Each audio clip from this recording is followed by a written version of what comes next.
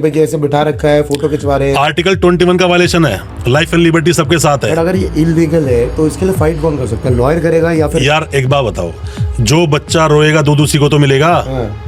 बिना बच्चे के रोए दूध बच्चे को नहीं मिलता है, उसकी माँ भी नहीं जान पाती, उसको जरूरत है। लोगों को ये अवेयरनेस। अरे कोई बात नहीं, अगर आपके साथ वकील साहब नहीं है, पैसा आपके पास नहीं है, एक सुमोटो एक्शन भी तो होते हैं। आप एक अच्छी सी कंप्लेंट लिखो अपने हाथ से, क्या क्या आपके साथ हुआ, और पोस्ट कर दो ना आप उसको सुप्रीम कोर्ट को, हाई कोर्ट को। सुमोटो एक्शन हो जाएगा उसके ऊपर। अच्छा, उस पे एक्शन? बिल्कुल एक्शन होगा। आप पूरी लड़ाई को ढंग से तो लड़ो। अगर आपकी पुलिस वाला नहीं सुन रहा है, आपने कंप्लेंट दी फिर भी कार्रवाई नहीं हो रही है, आप जाओ ना उसमें रिट ऑफ मैंडेमस में, आप जाओ, बोले पुलिस वाला अपनी ड्यूटी सही से नहीं निभा रहा है, पुलिस वाला पैसे मांग रहा है हम लोगों से, धमका रहा है पुलिस वाला हमें। हर चीज पे एक्शन हो सकता है दोस्त। चीटिंग जैसे जो मामले है ना, ये चीटिंग सीरियस मामले हैं समाज के लिए। मैं तो बोलता हूं जो आजकल जो चीटिंग वीटिंग हो रही है ना, ये पूरी महामारी की तरह एक बीमारी है ये इस समाज के लिए। पर मैं फिर भी बोलूंगा कि क्या सभी लोग जो पकड़े जाते हैं पुलिस के द्वारा, क्या सच में उन्होंने अपराधी किया होता है? क्या कुछ लोग ऐसे भी होते हैं, कुछ लोग नहीं करा। होता क्या है, मान लीजिए एक किंग पिन ऊपर बैठा है, नीचे 10 12 15 20 लोग हैं हायर किए हुए हैं, और जैसी रेट पर उसने बोला कि तू अपने ऊपर ले लियो, मैं तेरे को इतना अमाउंट दे दूंगा। अच्छा। वो जानता है कि चीटिंग में 2-3 महीने में जेल से बाहर आ जाऊंगा मैं। तो जो मेन है करता धरता, वो तो गायब है। वो तो गायब है, वो तो पकड़े कौन गए? नीचे के लिए वो गायब है। आज केस को चलते हुए 8 साल हो गए, एंड पे आ गया और वो नहीं पकड़ा गया। देखो ऐसा होता है कि जब कोई केस चलता है ना, केस चल रहा है और केस को चलते चलते एक वक्त हो गया और एक बंदा फरार चल रहा है, एब्सकॉन्ड है। आप यही बात मुझसे पूछ रहे थे, बंदा फरार है, वो एब्सकॉन्ड है, तो पहले कोर्ट में, हाँ एग्जैक्टली, पीओ घोषित करना पड़ता है, प्रोक्लेमेंट ऑफेंडर। प्रोक्लेमेशन उसका इशू होगा तो उसके लिए भी टाइम लगता है 3-4 महीने का, एकदम से प्रोक्लेमेशन नहीं हो जाता किसी को। हाँ, उसको फरार घोषित कर दिया, अब वो केस आगे चलेगा और सारे बरी हो गए। अब सवाल सब बरी हो गए, तो रह गया, वो रह गया, तो वो बरी हो गया नहीं मेरे हिसाब से। तो यहाँ पर लास्ट में जब एक ऑर्डर बनता है तो ऑर्डर में लिख देते हैं कि ये XYZ, ये तीनों लोग प्रेजेंट थे, इनको हमने पाया गया कि इनका दोष नहीं था, और लास्ट में लिख देंगे ये V नाम का आदमी अभी भी एब्सकॉन्ड चल रहा है, कभी अगर जरूरत होगा तो फ्यूचर में इसके अगेंस्ट कार्रवाई की जाएगी। सपोज करो एक बंदे 3 एक्यूज्ड हैं और एक बंदा पकड़ा गया या 2 बंदे पकड़े गए, उन पे केस चल रहा है स्ट्रीट वर्सेस करके, ठीक है, और तीसरा बंदा नहीं पकड़ा गया। तो मैंने सुना है कि आपका केस चल रहा है 7 साल तक, आपके सारे विटनेस हो गए, सपोज करो 30 विटनेस हैं, 40 हैं, सारे खत्म होने के बाद एंड में वो बंदा पकड़ा गया, तो क्या उसका शुरू से स्टार्ट होगा और तब आपका खत्म उसको होगा? पीओ कर चुके थे, उसको पीओ कर चुके थे पहले से। हाँ जी। जैसे एक्स पार्टी प्रोसीडिंग होती है ना, ऐसे पीओ की प्रोसीडिंग होती है। अब वो बाद में पकड़ा गया तो अपने देश में हर इंसान को फेयर ट्रायल लड़ने का अधिकार है, उसको भी फेयर ट्रायल लड़ने का अधिकार दिया जाएगा। तो तब तक दूसरे की गवाहियां चलेंगी या वो रुक जाएंगी? उस बीच रुक भी सकती है, उनके साथ चल भी सकती है, और इसके केस को एक्सपेडाइट करके भी चलाया जा सकता है। अच्छा, तरीके बहुत सारे होते हैं, क्योंकि उसमें अगर उसका वकील आज आ रहा बोल रहा है मुझे इनको बुलाना, तो बुलाया जा सकता है, कोई बड़ी चीज नहीं है। क्योंकि इसमें जैसे चार्जेस है ना, charges can be alter at any stage. आज मान लीजिए चार्जेस लगे, एक आदमी चीटिंग कर दी, फॉर्जरी का डॉक्यूमेंट ही नहीं है, तो 467 हटा दिया गया। अब कुछ दिन बीतने के बाद पुलिस को डॉक्यूमेंट मिल गए कि सर फर्जी अकाउंट खुलवाए थे, फर्जी आधार कार्ड लगवाया था, तो अब ये 467 लग जाएगा। तो अब जैसे जिसमें पीओ हो जाती है उसका भी कोई मिनिमम टाइम होता है कि भाई पीओ के बाद अगर वो अरेस्ट होता है इतने टाइम तक तो उसे बेल नहीं मिलेगी? नहीं, देखो ऐसा होता है कि अगर कोई बंदा पीओ हो गया तो पहले तो क्या था कि पीओ अगर हो गया तो उसको एंटीसिपेटरी बेल तो नहीं मिलेगी, पहले ऐसा था। नहीं, बट उसके बाद भी जैसे अगर वो जेल चला गया, हाँ, तो जेल मिलेगी। के बाद अब जेल चला गया ना, कोई टाइम पीरियड अब तो वो जेल चला गया तो बेल उसको मिलेगी। एब्सकॉन्ड चल रहा था तब तक बेल नहीं मिलेगी। फिर एक जजमेंट आया कि नहीं, एक्सेप्शनल केसेस को भी देखना पड़ता है कि वो किस लिए वो बंदा फरार चल रहा था, वो जानना पड़ेगा।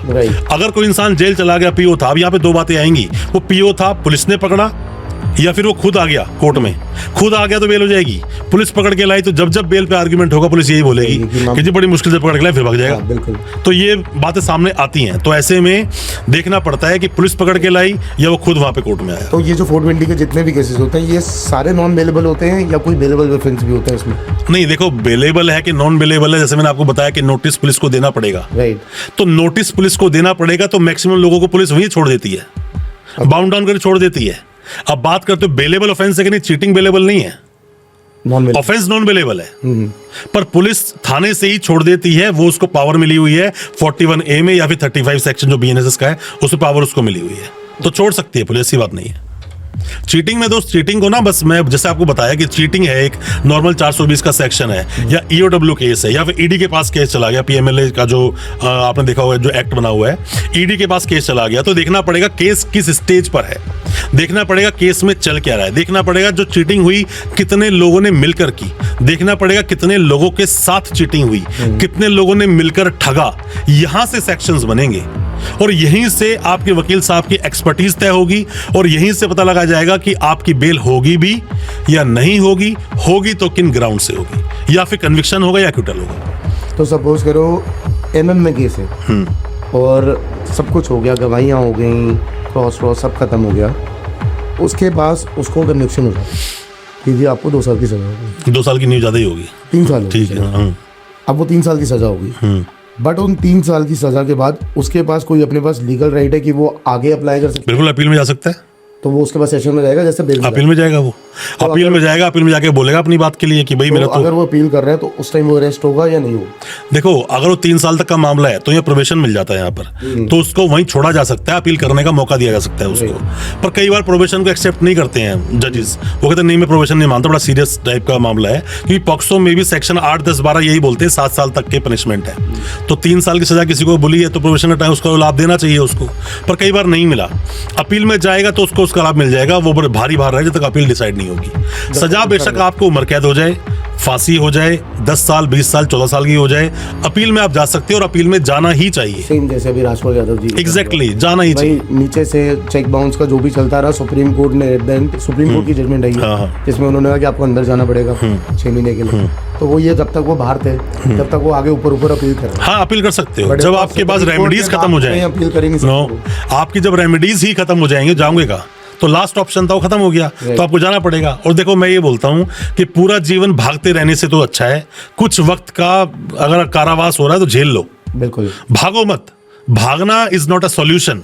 या तो भाग रहे कुछ अचीव करने के लिए कि मेरे ऊपर झूठा केस हुआ है, मुझे कुछ करके दिखाना है, कुछ करना है, तो एक बात अलग है, और भाग के जाएंगे पूरे टाइम डर में ही रहेंगे, या डर में ही रहोगे जब भी तो बोलो भागना नहीं चाहिए। जहाँ पे छुपे हो, एक घंटी बज रही है तो कहीं पुलिस तो नहीं आ गई। अरे अगर आप फरार चल रहे हो, एक पुलिस वाले की वर्दी में भी कोई अगर आ रहा है तो आप ब्रेक डर लगता है कि भाई मेरे पास कोई मुझे पकड़ने के लिए आ रहा है। तो बेहतर है, मैं वही कह रहा हूँ, किसी इंसान को अगर लगता है ऐसा कि यार मेरी पूरी जिंदगी खराब हो जाएगी और सजा मैक्सिमम 7 साल होगी, ना तो भागने के बाद कोई ऑनलाइन ट्रांजैक्शन कर सकते हैं, आज के टाइम पे तो पैन कार्ड, आधार सब लिंक्ड है, सब कुछ लिंक्ड है। और वैसे ही बोल रहा हूँ मैं आपको कि अगर ऐसा लगता है कि भागना इज नॉट अ सॉल्यूशन, है भी नहीं सॉल्यूशन, 7 साल सजा होगी कोई बात नहीं, जेल जाओगे 1-1.5 साल के अंदर तो आप अपील में छूट जाओगे।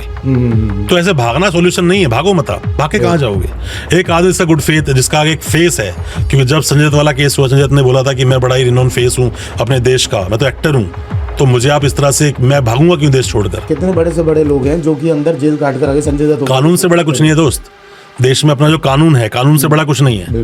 कॉन्स्टिट्यूशनल राइट्स जो है हमारे, कॉन्स्टिट्यूशन जो कहता है उसके हिसाब से ही सब कुछ चलेगा, और देश का जो गरिमा है उससे ऊपर कोई कुछ नहीं है।